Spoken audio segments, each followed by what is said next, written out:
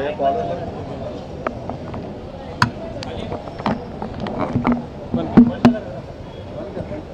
तो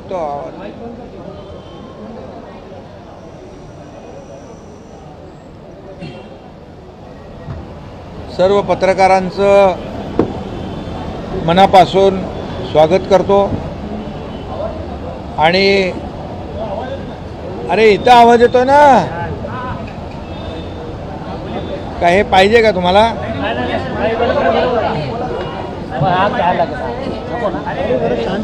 तुझीच गडबड जास्त।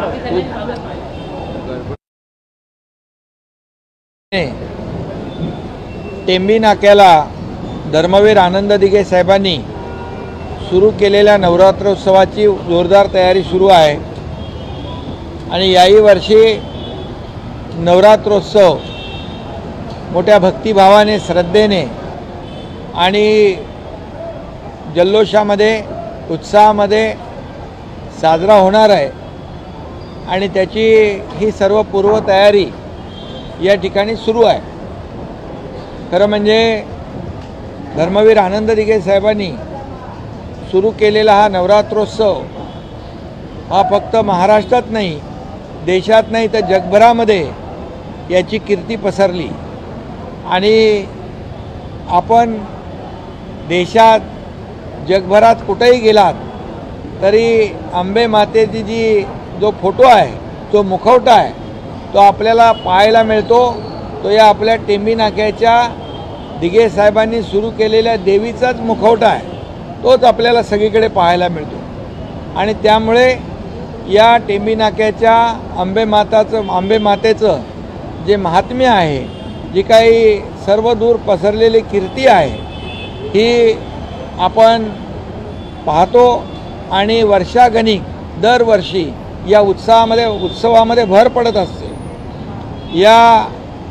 आता यावेळेस 4 धाम जे आहेत त्याचं एक संकल्पना डोळ्यासमोर ठेवून हे मंदिर उभं राहतं आहे।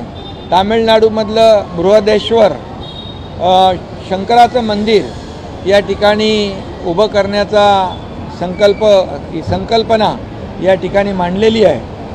आणि आमचा अमन विधाते हा कार्यकर्ता आहे आमचा,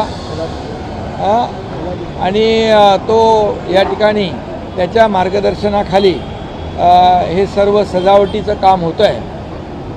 आणि दरवर्षी आपण पाहतो की काही ना काही आपल्या देवी भक्तांसाठी नवीन विषय घेऊन, नवीन मंदिराचा असेल, जे काही नवीन विषय आहेत ते धरून, आणि धार्मिक आणि अतिशय लोकांना काही ठिकाणी पोचता येत नाही, 4 धाम असेल, आणि मग अशा ठिकाणी टेंबी नाक्याला येऊन त्यांना दर्शनाचा लाभ होतो।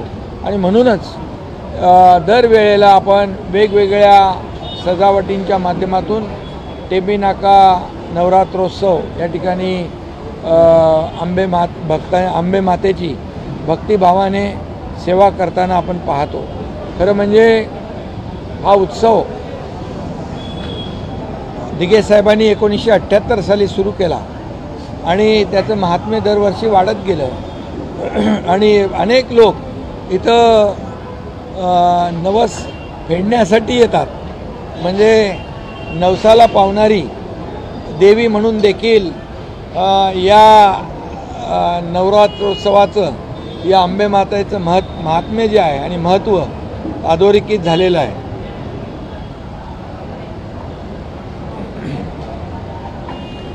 आणि यामध्ये ठाणेकर तर आहेत, परंतु तमाम महाराष्ट्रातले, देशभरातले लोक या ठिकाणी येत असतात आणि अतिशय श्रद्धेने, भक्तिभावाने दर्शन घेत असतात। आणि या टेंबी नाक्या नवरात्रोत्सवाची वाट लोक पाहत असतात आतुरतेने।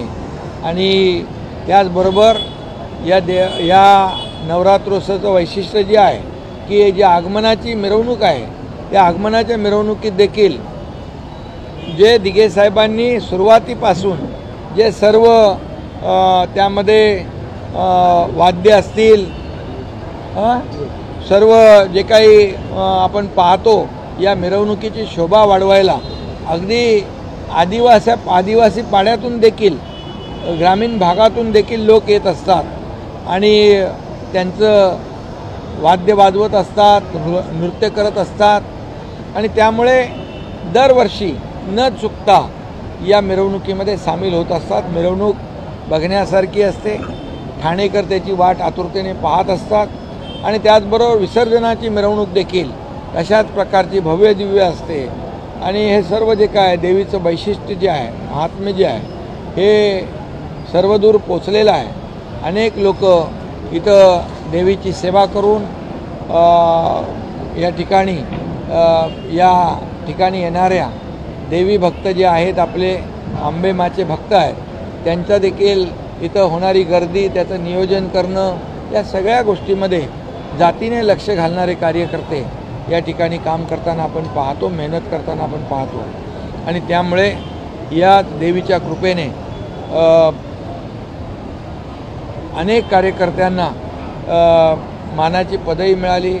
मी देखील आपल्यासमोर उदाहरण आहे. धर्मवीर आनंद दिघे साहेबांच्या मार्गदर्शनाखाली काम करत बाळासाहेबांचे आशीर्वाद, त्याचबरोबर या देवीचे टेंबी नाक्याच्या अंबेमातेचे आशीर्वाद, या अंबेमातेच्या आशीर्वाद देखील त्यामध्ये या कारणीभूत आहेत आणि म्हणूनच अनेक लोक, खासदार, आमदार, सगळे पदाधिकारी या देवीची सेवा करत असतात, गाडा ओढत असतात आणि त्याचबरोबर या 9 दिवसामध्ये अनेक लोक विविध क्षेत्रातले मान्यवर या ठिकाणी आवर्जून दर्शनाला येत असतात.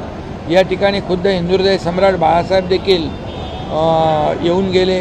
अनेक लोक, अनेक विविध क्षेत्रातले लोक, मान्यवर लोक या ठिकाणी दर्शनाला आवर्जून येतात. हे वैशिष्ट्य या देवीचं आहे आणि म्हणूनच मी सर्व कार्यकर्त्यांचं देखील मनापासून अभिनंदन करतो. सगळे आपले जे ट्रस्टी आहेत त्यांचंही अभिनंदन करतो.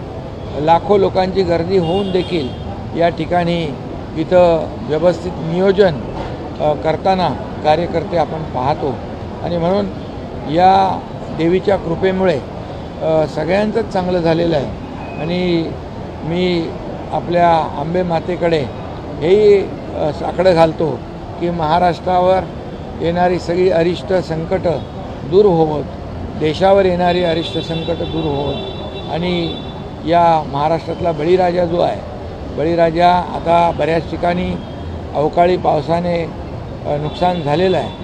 बळीराजाच्या मागे नेहमी शेतकऱ्याच्या मागे सरकार उभं राहिलेलं आहे. याही वेळेस शेतकऱ्याला आम्ही वाऱ्यावर सोडणार नाही, पण त्याच्यावरची संकट अरिष्ट दूर होऊन त्याच्या जीवनामध्ये सुखाचे, समृद्धीचे, आनंदाचे दिवस येऊ द्या. लाडक्या बहिणी, लाडके भाऊ, या महाराष्ट्रातली तमाम जनता, या महाराष्ट्रातल्या तमाम जनतेच्या जीवनामध्ये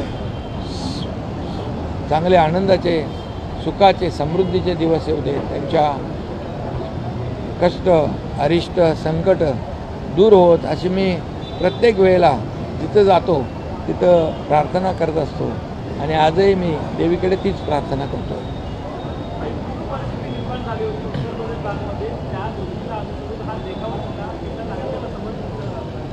हां, खरं म्हणजे उत्तराखंडमध्ये देखील मोठ्या प्रमाणावर पूर परिस्थिती निर्माण झाली. तिकडे देखील आपण पाहतो. एकदा तर जेव्हा केदारनाथला मी स्वतः गेलो होतो मागच्या वेळेस आणि ते तिथलं सगळं वाहून गेलं, पण केदारनाथाचं जे मंदिर आहे त्या मंदिराच्या मागे बघा देवाची, परमेश्वराची एवढी अगाध कृपा असते की एक मोठा दगड, मोठी शिळा त्याच्या मागे येऊन मंदिराला कव्हर केलं.